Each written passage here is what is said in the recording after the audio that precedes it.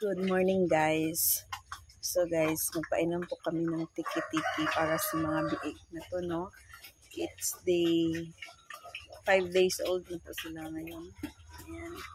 Tapos ipaubos po namin ng isang bottle na to. Ayan. Pinainom po namin sila since first day. First day, pinainom po namin sila ng 1 ml.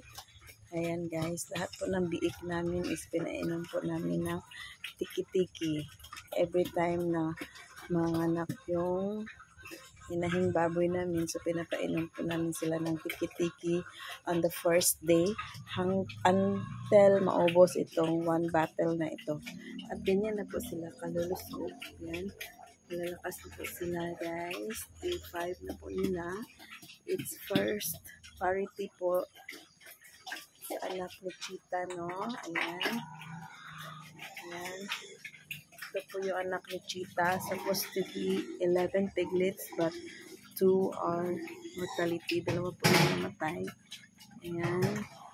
Yung isa is patay na po yung lumabas, at saka yung isa is mahina talaga, so hindi pinaya.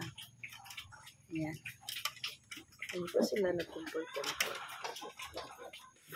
Ayan guys, it's 41 days. Ito po yung anak ni Chikay. Ayan, 11 piglets. Ayan.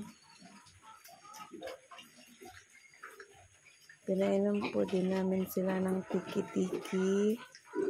Ayan, very healthy po sila. Tapos na po namin silang na-porga. Dagpuan na nila eh. Ha? Dagpuan na ako ng picture. Ayan nila. Ayan. 41 days since birth. Ayan. Ito na po sila. 41 days.